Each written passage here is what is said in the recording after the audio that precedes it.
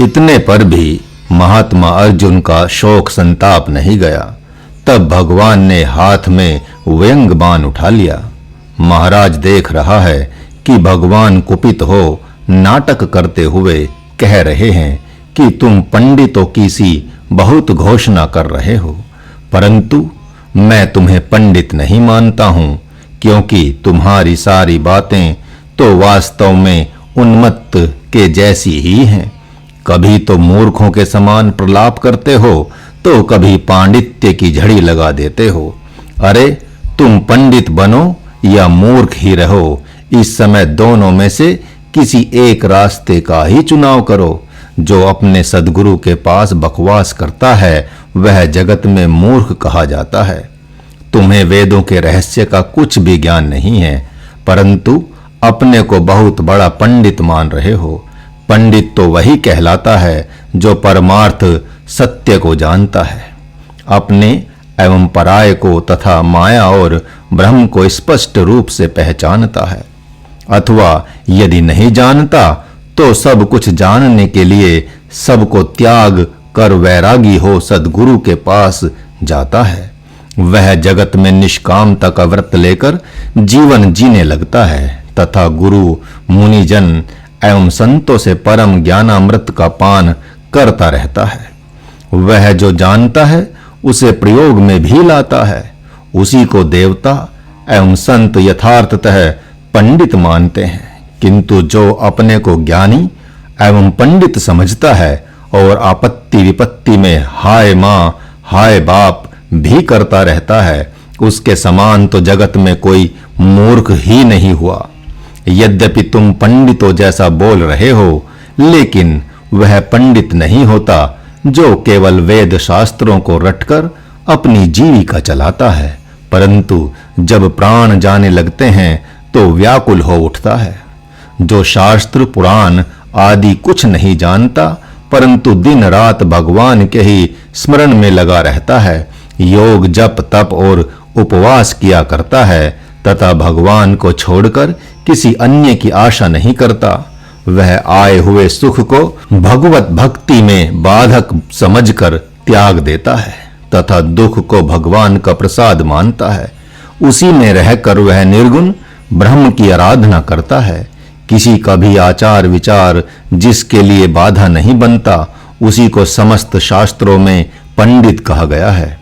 हे भारत, मैं तू यह वह एक मधुर पहेली है जिसे वह घर अथवा वन में सुख दुख सहन करते हुए खोजता रहता है।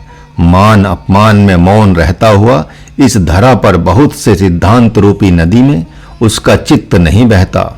वह जीवन मरण को महत्व नहीं देता, अपितु इन सब को माया में समझता है। मक्खी मरे या किसी प्रिय स्वजन की मृत्यु हो, इन दोनों को समान समझता है तथा इससे उसके मन में शोक संताप नहीं होता। मैं तो उसे ही पंडित मानता हूं, न कि तुम्हारे जैसे मूर्ख को जो व्यर्थ ही बकवास करता है और थोड़ी सी बात में व्याकुल हो जाता है।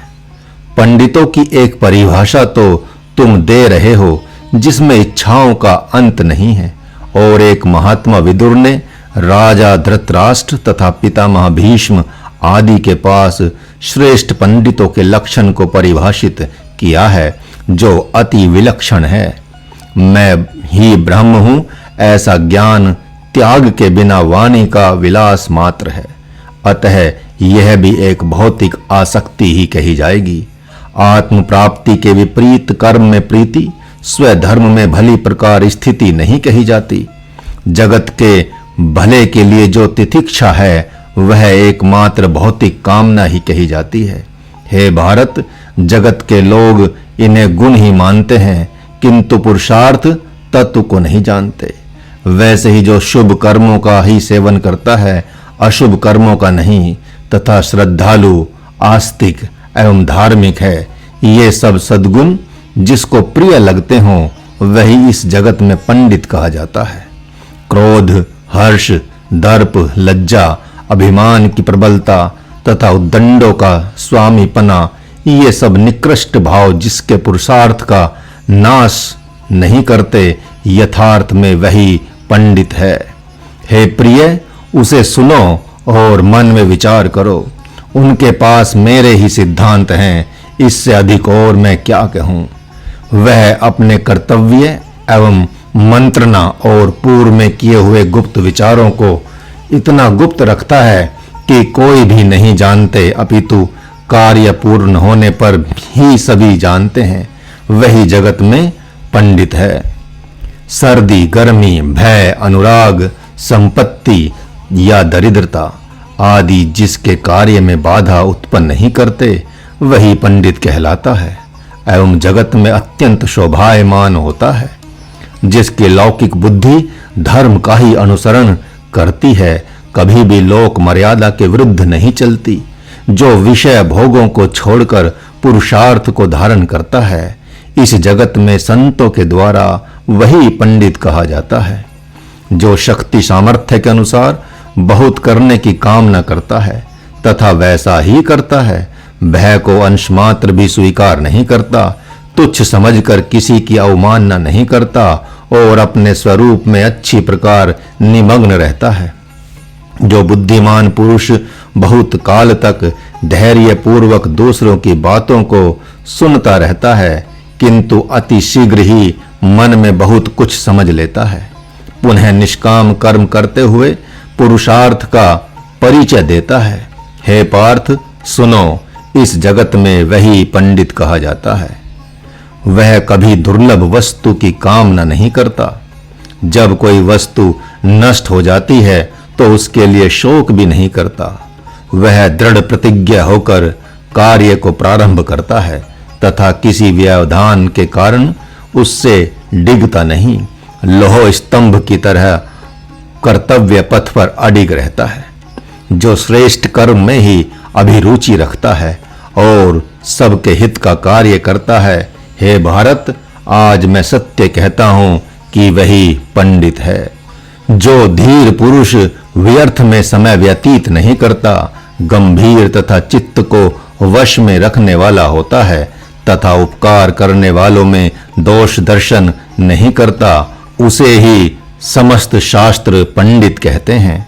वह सम्मान मिलने पर हर्षित नहीं होता और अपमान मिलने पर दुखी नहीं होता।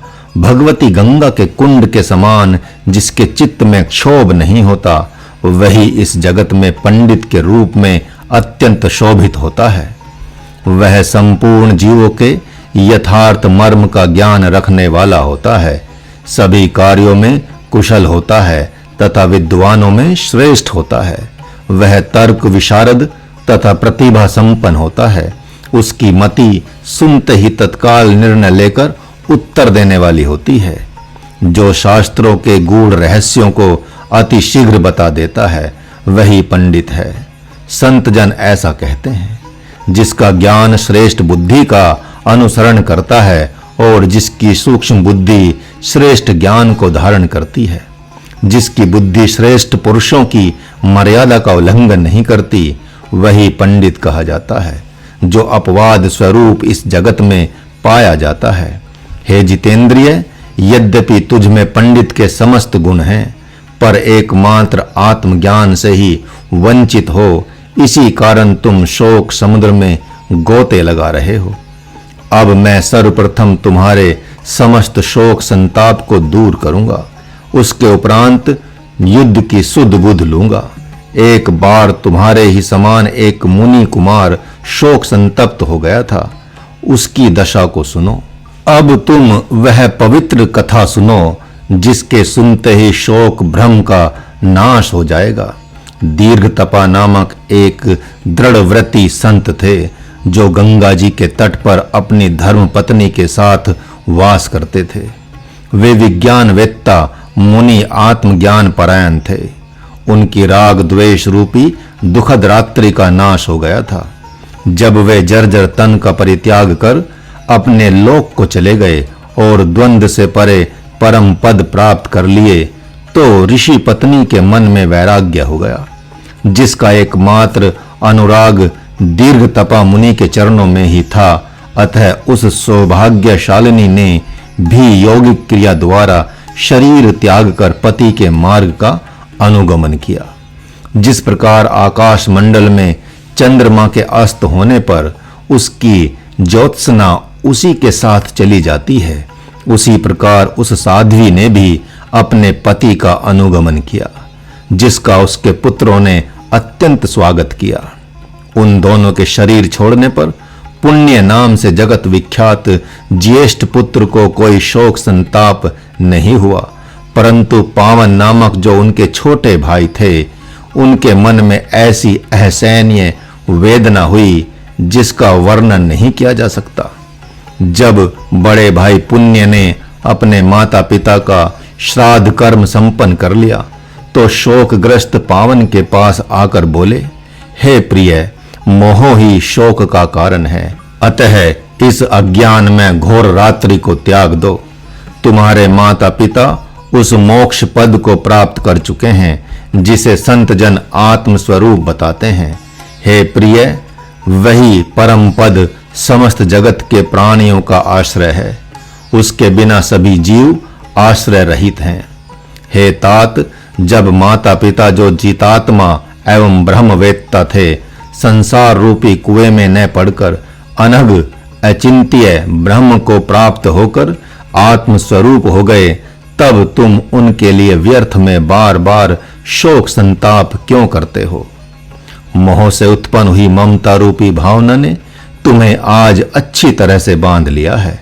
जो माता पिता स्वप्न में भी शोचनीय नहीं थे, उनके विषय में शोक संताप करते हुए तुम्हें लज्जा नहीं लगती? हे भाई, यथार्थ में वे तुम्हारे माता पिता नहीं थे, अतः तुम व्यर्थ में विषाद कर रहे हो जो दुख ही देने वाला है।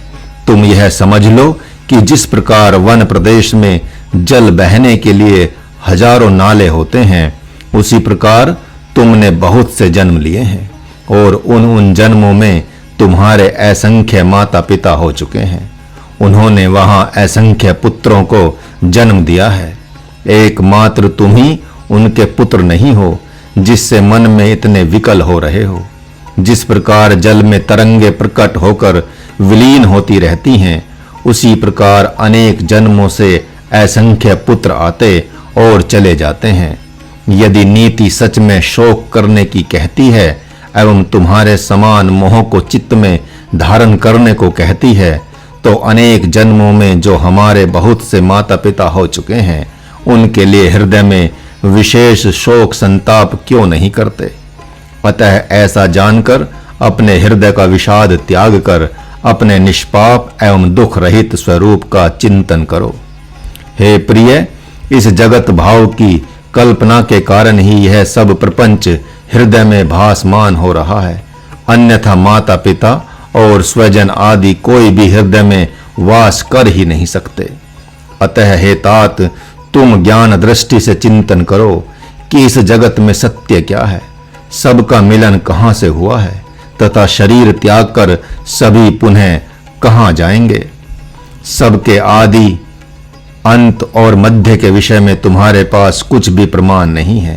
हे अनुज, अब से भी तुम शोक, मोह और संताप भुलाकर इस रहस्य की खोज करो। खोजने पर तो अपने को भी शरीर रूप में नहीं पाओगे, फिर तो हृदय के समस्त शोक संताप को भूल जाओगे। भ्रम से चित्त में जगत की प्रतीति हो रही है और ब्रह्म चिंतन करने से नष्ट हो जाएगी। अब इसका जन्म हो गया, अब यह मृत्यु को प्राप्त होगा। ये सब उसके माता पिता बंधु बांधव हैं। इस प्रकार की क्षुद्र दृष्टि अज्ञान में चित्त से ही उत्पन्न हुई है, जिसमें सारा जगत भ्रमित हो रहा है। हे अनुज, मैं सत्य कहता हूँ, जिस प्रकार सूर्य के प्रकट होते ही अंधकार चला जाता है, उसी प्रकार आत्म स्वरूप का चिंतन करते ही माया रूपी ठगनी न जाने कहां भाग जाती है। प्रिय पावन, मैं सत्य कहता हूँ, तुम दुखी मत हो और न ही मन को अत्यधिक क्षुब्ध करो। इतना जान लो कि माता पिता, हित मित्र, भाई, पत्नी, पुत्र, सुहृद और अपना शरीर, कुल परिवार, मान सम्मान, धन परिजन आदि अपार हैं, जिनका वर्णन नहीं किया जा सकता। इन सब का स्वरूप राग द्वेष में है। संत जन कहते हैं कि यही आश्चर्य में माया है। स्वर्ग नरक, बंधन मोक्ष, जागृत स्वप्न सुषुप्ति तथा नाना प्रकार की अन्य सृष्टियां एवं लोक परलोक के जहां तक भेद एवं गुण अवगुण हैं, जिनका वेदों ने निरूपण किया है, तथा राग द्वेष, शोक और मोह एवं दिव्य विषयों के सुखों का समूह, ये सब मायामय रोग कहे जाते हैं। इनको हटाने के लिए चाहे जितना प्रयास किया जाए, किंतु ये जाते नहीं हैं। जिस शरीर के प्रति मातृभाव हो जाता है, उसी को मन माता मान लेता है, तथा जब जिसके प्रति पितृभाव हो जाता है, उसी को पिता मान लेता है। हे पावन, जिस शरीर के प्रति जैसी भावना हो जाती है, वह उसे वैसा ही प्रतीत होने लगता है। इस प्रकार यह विचित्र माया एकमात्र शुद्ध सच्चिदानंद ब्रह्म के ही चित्त में वास करती है।